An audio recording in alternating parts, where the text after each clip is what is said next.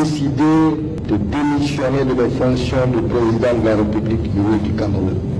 Cette décision prendra effet le samedi 6 novembre 1982 à 11h.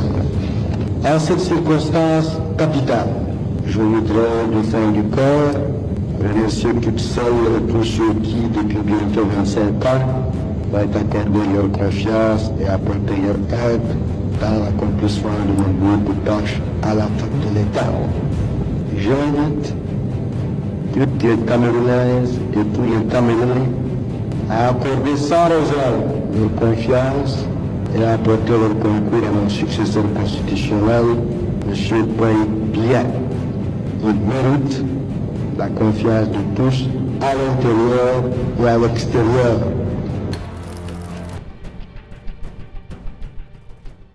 Dans une précédente vidéo que j'avais fait sur cette chaîne, je vous avais promis de revenir en fait sur le conflit qu'il y a eu dans les années 1980 entre le président de la République du Cameroun, Paul Biya, et son homologue sortant Amadou Ahidjo, peu de temps après que Paul Biya ait pris les rênes de la présidence du Cameroun. Je vous conseille vivement d'aller d'abord suivre cette vidéo-là, je mettrai le lien là en haut que j'avais eu à faire sur cette chaîne parce que cette vidéo est tout simplement la suite de celle-là. Pour faire un petit récapitulatif, il faut savoir que Paul Biya prend le pouvoir le 6 novembre 1982, pas à la suite d'une élection, mais tout simplement parce que le président sortant ou le président actuel à ce moment-là du Cameroun, Amadou Ahidjo, avait démissionné de ses fonctions. Et selon la Constitution, si le président démissionne ou si le président est empêché de pouvoir vaquer à ses occupations, que ce soit à cause d'une maladie ou que sais-je encore, selon la Constitution, c'était son premier ministre qui serait son successeur direct. Donc, c'était logique en fait que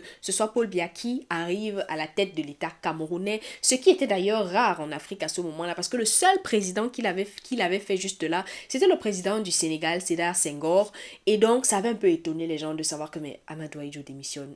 Pourquoi? Donc, comme je vous ai dit, chose promise, chose due, dans cette vidéo, nous allons parler du conflit qui a opposé Paul Biya et Amadou Ahidjo. Je vous invite à rester jusqu'à la fin de la vidéo parce que c'est une histoire très intéressante. Pour ceux qui me découvrent pour la première fois à travers cette vidéo, moi c'est Leslie Mekongo et si on parle de l'Afrique, pas que, mais de tout ce qui tourne autour de l'Afrique de près ou de loin. Donc si ces sujets ou si ces thématiques vous intéressent, vous n'avez qu'une chose à faire, ou je dirais plutôt deux, vous vous abonnez à la chaîne, vous activez la cloche de notification et si ça vous intéresse, vous partagez les vidéos à vos contacts. Avant même d'arriver sur le conflit de Paul Biya et d'Amadou Ahidjo, il est important de faire un petit... Ok, on va un peu rentrer dans l'histoire et on se retrouve là à l'indépendance du Cameroun. Le 1er novembre 1960, le premier ministre camerounais de l'époque à ce moment-là, Amadou Ahidjo, proclame l'indépendance du Cameroun. Et qu'est-ce qu'il ne fallait pas voir? Les gens étaient contents. Tout le monde a sauté que oh, enfin, on sera indépendant et tout. Il y avait des défilés il y a eu un défilé qui a été fait à cette occasion-là. Mais est-ce que c'était vraiment une indépendance? Je pense que vous tous vous avez la réponse à cette question. C'était tout simplement une indépendance de façade. Et pendant ce temps, pendant que les gens étaient en train de défiler pour l'indépendance du Cameroun, acclamée par le gouvernement camerounais et les Français qui à ce moment-là étaient aussi là au Cameroun, nous avions des UPCistes qui continuaient à mener en fait leur lutte dans certaines régions du Cameroun. Alors pour faire une petite parenthèse et expliquer ce que c'est que l'UPC. L'UPC, c'est l'Union des populations du Cameroun qui a vu le jour en 1948 et le président, c'était Oum Niobé. Je pense que tous les Camerounais qui ont fait l'histoire à l'école connaissent quand même Oum Niobé. L'UPC était le principal mouvement de résistance qui prônait deux choses, la réunification et l'indépendance du Cameroun. C'est très important d'avoir cela en tête. Donc, on ferme la parenthèse et on revient à l'histoire. Alors, on pourrait très bien se poser la question de savoir, mais pourquoi est-ce que les UPCistes continuaient de lutter je pense que c'était dans la partie sud du Cameroun, alors qu'on avait déjà annoncé en fait que le Cameroun était indépendant. C'était bien ça l'un des objectifs de leur mouvement, de lutter pour l'indépendance du Cameroun. Donc pourquoi est-ce que pendant qu'on est en train d'annoncer l'indépendance du Cameroun, de célébrer, de fêter cela, les gars eux continuent toujours à lutter? Eh bien c'est tout simplement comme je vous le disais déjà tantôt, parce que c'était une indépendance de facettes. Voilà, c'était juste indépendance sur les papiers pour que les Camerounais sautent de croire que voilà, nous sommes enfin indépendants. Mais les Français se sont bien arrangés à mettre à la tête du Cameroun quelqu'un qu'ils pourraient, je ne dirais pas manipuler, mais quelqu'un qu'ils auraient dans leur poche, disons ça comme ça. Et donc, le 5 mai 1960, Amadou Ahidjo devient le seul et unique président, le premier président du Cameroun. Et Dieu seul sait à quel point c'est une énorme responsabilité d'être le président d'un pays. Dans le cas d'Amadou Ahidjo, ce n'était pas chose facile, car en plus de consolider son pouvoir et de pouvoir prendre ses marques en tant que président de la République du Cameroun, il devait aussi faire quoi? Il avait la lourde responsabilité de stopper la rébellion des upécistes qui continuait dans le sud du Cameroun. Et devinez qui s'est occupé de faire cela? Devinez un peu, je sais pas, vous avez peut-être une idée, qui s'est occupé de stopper cette rébellion des upécistes-là? Selon la version officielle diffusée dans la presse française, c'est à la demande du gouvernement camerounais que la France intervient militairement, mais tout cela n'est qu'un décor, parce qu'en réalité, c'est l'Élysée qui tire les ficelles. Retenez bien ces trois visages et ces trois noms. Michel Debré, Premier ministre français, Constantin Melnik, qui assure la liaison des services secrets, et Pierre Messmer, ministre des Armées français. Ce sont ces trois personnages qui gèrent le dossier Cameroun. Et ce sont ces trois personnages-là qui étaient en fait des personnes phares qui ont mis en fait un terme à la rébellion des upécistes au Cameroun. La répression des troupes françaises et de leurs auxiliaires est sanglante parce qu'au Cameroun à ce moment-là, il y a eu des bombardements, il y a eu des incendies, des massacres, mais aussi des tortures en fait, tout cela dans le but de dissuader toute personne qui aurait à l'esprit de rejoindre en fait les upécistes pour pouvoir lutter pour la véritable indépendance du Cameroun. Les cadavres des rebelles étaient exposés dans les villages et comme si cela ne suffisait pas, ils sont encore allés plus loin car ils ont pris les têtes des gens, les têtes des prisonniers aussi, et ils les ont exposées, c'est-à-dire c'était devenu comme des trophées en fait, juste pour pouvoir animer, donc pour pouvoir en fait faire en sorte que les gens aient peur de se dire en fait que oh, si je vais là-bas, voilà ce qui m'attend. Donc c'était en fait ça, c'était pour faire en sorte que les gens puissent avoir peur. Et les pertes en vies humaines, n'en parlons pas, elles étaient très lourdes, surtout dans le pays bamileke. Les chiffres par rapport au nombre de décès qu'il y a eu ou au nombre de morts qu'il y a eu dans cette période-là, je ne pourrais affirmer un nombre en fait exact de morts, mais je pourrais juste dire que selon les sources que j'ai utilisées pour pouvoir faire cette vidéo, les morts varient entre 20 000 et 120 000 morts, mais ça reste encore à vérifier. Vous savez que quand on dit 20 000, quand on dit 120 000, il faut me multiplier fois 2 parce que on a toujours tendance en fait à vouloir réduire le nombre de morts, notamment dans ces cas-là. Et ce n'était pas au Cameroun que les Français étaient en train de traquer les upécistes, parce que de l'autre côté, en Occident, on traquait aussi des opposants qui étaient en exil. Et c'est comme cela que Félix Moumié, le président de l'UPC, est empoisonné par un agent du service d'action de la CEDEX. Donc vous vous rendez compte, petite parenthèse aussi, que les empoisonnements, ça n'a pas commencé il y a de cela 2 ans, 3 ans. Les empoisonnements, ce sont des choses qui se passent depuis. C'est-à-dire que c'est l'histoire qui continue, mais de manière différente et à un degré différent. Parce qu'avant, on empoisonnait des gens qui étaient, voilà, qui représentaient une menace pour un pays ou pour je ne sais pas trop quoi. Mais aujourd'hui, mon frère, tu te lèves même demain, là, ta tête ne plaît pas à quelqu'un, il met un truc dans ton verre, c'est fini, tu es parti. Donc, c'est à un autre niveau. On appelle ça empoisonnement, peut-être 2.0, on va appeler ça comme ça. Donc, Félix Moumié est donc empoisonné. Et comme si cela ne suffisait pas, les représailles, en fait, de l'UPC, ou je dirais l'insurrection de l'UPC va définitivement prendre fin au début des années 1970 avec la fusillade publique d'Ernest Ouandié, le vice-président de l'UPC. Et c'est le régime d'Amadou Ahidjo qui a condamné Ernest Ouandié à la peine capitale. C'est-à-dire qu'on l'a placé là comme ça, on lui a tiré dessus et il est mort. Et c'est comme cela que l'UPC, voilà, on n'a plus entendu parler de l'UPC. Voilà, c'est comme ça que ça s'est éteint. Entre-temps, le régime d'Amadou Ahidjo va prendre le cap de la dictature. Il va diriger son pays d'une main de fer. Les libertés publiques sont supprimées, le parti présidentiel devient le parti unique, c'est-à-dire qu'en dehors du parti présidentiel, il n'y a plus aucun autre parti qui existe. Les opposants sont envoyés dans des camps et Dieu seul sait ce qu'on a eu à leur faire dans ces camps-là. Mais par contre, le développement économique du pays devient la préoccupation majeure du président de la République. Et à ce moment-là, on va découvrir, autant pour moi, plusieurs, comment on appelle ça, gisements de pétrole qui seront exploités. Et à ce moment-là, le président Amadou Ahidjo veut faire du Cameroun un pays respecté et respectable. Et il va réussir son pari parce que dès le début des années 1980, le Cameroun figure parmi les pays les plus dynamiques de l'Afrique. Mais malheureusement, toute bonne chose a une fin. L'édifice économique brillant que Amadou Ahidjo a mis des années à mettre en place va commencer à être miné par des problèmes de gestion interne. Une chose qu'Amadou Ahidjo a réussi,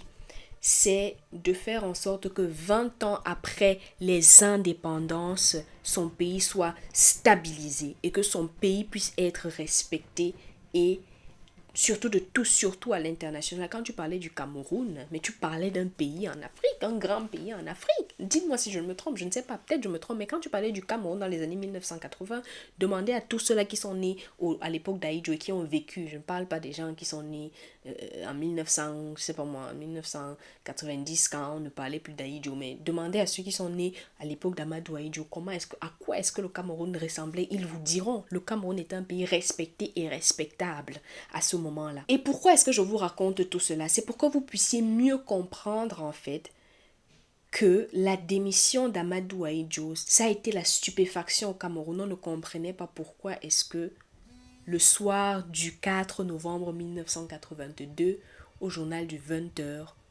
Amadou Ahidjo annonce qu'il démissionne de ses fonctions de président de la République du Cameroun. Et comme je l'ai déjà dit dans la précédente vidéo, Paul Biya arrive au pouvoir. Je vous ai déjà fait une présentation de Paul Biya dans la précédente vidéo. Et les quelques mois qui ont suivi la prise de pouvoir de Paul Biya, les deux hommes s'entendaient encore bien. Ils se rencontraient pour discuter des sujets du pays. Et certaines fois même, Paul Biya demandait l'avis d'Amadou Ahidjo en ce qui concerne certaines décisions qui allaient être prises par rapport au pays. À ce moment, il n'y avait encore aucun problème entre les deux hommes. Le premier problème, ou du moins le problème majeur qui oppose les deux hommes, c'est celui du parti politique. C'est celui de la présidence de l'UNC, l'Union nationale camerounaise, qui est à ce moment-là le parti unique qui existe au Cameroun depuis 1966. Et Amadou Ahidjo était en même temps président de la République du Cameroun, mais il était aussi en même temps président de l'UNC, dont il définissait les orientations politiques du gouvernement en ayant la casquette des deux rôles en fait. Bon, maintenant alors que Amadou Ahidjo n'est plus président de la République, mais il reste président de l'UNC, à qui appartiennent les décisions du gouvernement selon vous? Parce que comme je vous l'ai dit, ne retenez surtout cela, il était président de son parti, il était président du Cameroun. Il utilisait les deux casquettes pour pouvoir donner des orientations. C'est que c'est son parti même qui donnait les orientations. Comme lui, il était président des deux, c'était validé. Donc maintenant qu'il n'est plus président de la République et que Paul Biya est président de la République, qui doit prendre les décisions? Qui doit suivre qui? Qui est sous la tutelle de qui? On ne savait pas. Et c'est là que le problème commence. Parce que les partisans de Paul Biya estiment que Amadou Ahidjo, s'il reste à la tête de l'UNC, il veut avoir la main mise sur Paul Biya. Il veut avoir la main mise sur le pouvoir. Et pour eux, tant que Paul Biya ne prend pas les rênes de l'UNC, ou du moins qu'il n'enlève pas la tête de l'UNC à Amadou Ahidjo, il ne sera jamais pleinement, en fait, il ne pourra jamais pleinement jouir de ses fonctions de président de la République. Et de l'autre côté, Amadou Ahidjo ne montre aucun signe qu'il va démissionner de son poste de président de l'UNC. Et Amadou Ahidjo va même encore aller plus loin, car il veut rendre le parti politique supérieur à l'État.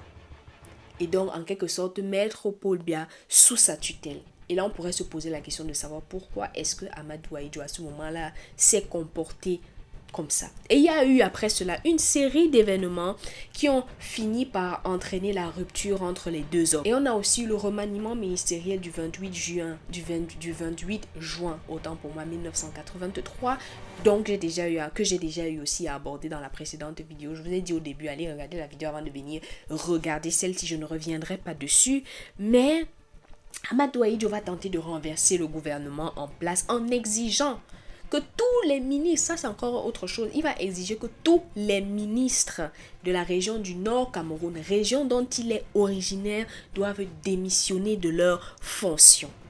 doivent démissionner de leur fonction. C'est-à-dire qu'ils se lèvent, ils commencent à appeler les gens, toi démissionne, toi démissionne, toi démissionne. Mais finalement, après une forte pression, il s'est finalement rétracté. Autre événement qui va encore mettre l'huile sur le feu, c'est l'affaire du complot du 22 août 1983. Paul Biya annonce un complot contre la sécurité de l'État. 2 officiers seront arrêtés. Ces officiers étaient des collaborateurs d'Amadou Ahidjo. Et de son côté, Amadou Ahidjo il dit que non, c'est une manipulation. C'est Paul Biya qui essaye de tirer des ficelles pour le mettre hors d'état de nuire.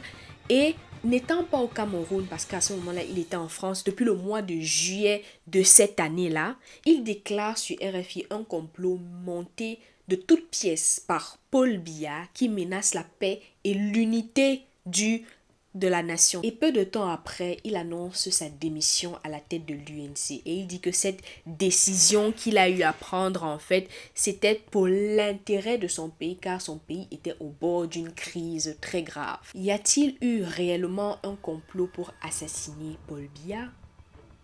Ou alors, c'est un coup monté de la part de Paul Biya? Quoi qu'il en soit, Amadou Ahidjo a été accusé d'être à l'origine même de ce complot. Et le 28 juillet 1984, il est condamné d'une part à mort par contumace et pour complot contre la sécurité de l'État. Et d'autre part, il est condamné à 5 ans de prison et 20 millions de francs CFA d'amende et la confiscation d'un 4/5 de ses biens pour incitation à la haine et injure envers le chef de l'État. Et un mandat d'arrêt international est lancé contre lui par le tribunal militaire de Yaoundé. Il y a aussi 2 de ses collaborateurs qui ont été accusés de subversion et de conspiration, d'assassinat et de révolution qui ont tout aussi, comme lui, qui ont tout aussi été condamnés à mort. Et quelques mois après, à la grande surprise de tout le monde, Paul Biya fait un virage à 90 degrés. Devinez ce qu'il fait?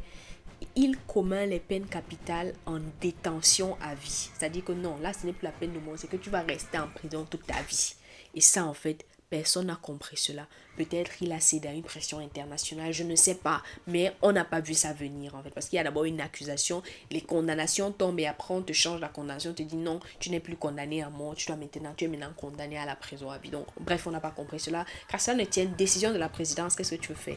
Tu t'alignes seulement. Et ce procès-là a laissé un goût amer au sein de la population camerounaise et a plongé le pays dans un profond malaise politique. Amadou Ahidjo a donc été contraint à l'exil et il ne remettra plus jamais ses pieds au Cameroun. Et le régime de Paul Biya va alors mettre tout en œuvre, selon certaines sources, c'est pas moi qui le dis, ils vont mettre tout en œuvre pour diluer de la mémoire des Camerounais les œuvres de son prédécesseur, surtout après la tentative de coup d'État du 6 avril 1984 menée par des éléments de la garde républicaine constitué en grande majorité des ressortissants du Nord Cameroun, pays d'origine de son prédécesseur. Donc voilà les conflits qu'il y a eu entre ces 2 hommes-là et qui ont fait en sorte que Paul Biya et Amadou Ahidjo, c'était maintenant l'eau et le feu. Les 2 hommes ne s'entendaient pas. Maintenant, je vous demande vos avis. Maintenant que vous avez compris, en fait, le conflit qu'il y a eu entre ces 2 hommes-là, je vous pose une question.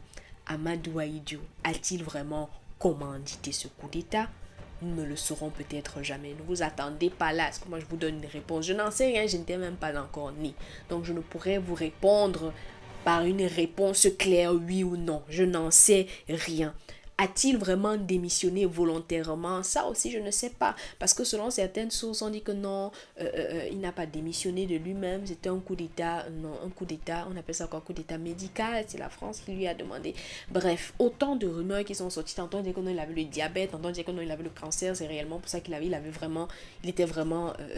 une fatigue générale. C'est pour ça qu'il a démissionné. Bref, je ne saurais vous dire les raisons qui ont poussé Amadou Ahidjo à démissionner. Je ne saurais non plus vous dire s'il a été contraint à démissionner ou pas. Par contre, quand j'étais en train de parcourir quand j'étais en train de faire mes recherches pour pouvoir faire cette vidéo, il y a une question qui me taraudait l'esprit, qui me taraude toujours l'esprit, c'est que Amadou Ahidjo n'est pas mort au Cameroun. Je pense que sa dépouille doit être au Sénégal, si je ne me trompe pas. Je pense que sa dépouille est au Sénégal. Pourquoi est-ce que la dépouille de l'ancien président du Cameroun n'est-elle jamais revenue dans son pays d'origine? pourquoi est-ce que le gouvernement camerounais n'a pas pris des mesures pour pouvoir faire en sorte que la dépouille de l'ancien président du Cameroun puisse revenir, je veux dire, puisse revenir dans son pays. Ça, c'est une question que je me pose en fait, parce que je me dis non mais attends un peu, toi président qui vient en fait après un président que tu as trouvé, je me dis que c'est naturel en fait de faire revenir sa dépôt, ou bien il y a eu des complications, je n'en sais rien du tout, mais c'est une question qui me taraudait l'esprit, que je voulais partager avec vous. Peut-être vous avez une réponse, peut-être vous savez pourquoi. En tout cas, donnez-moi vos avis dans les commentaires. Moi je trouve et je pense qu'il serait bien que la dépouille d'Amadou Ahidjo puisse revenir au Cameroun, et que ce jour-là, même le jour où la dépouille revient, que ce soit déclaré un jour férié, parce que c'est quand même la dépouille de l'ancien président du Cameroun. Bref, donnez-moi vos avis en commentaire, dites-moi ce que vous en pensez, dites-moi si la vidéo vous a plu. Et n'oubliez surtout pas les amis, laissez un like, c'est très important. Et moi je vous dis tout simplement à plus dans la prochaine vidéo. Jusque là, portez-vous bien. Bisous. Ciao.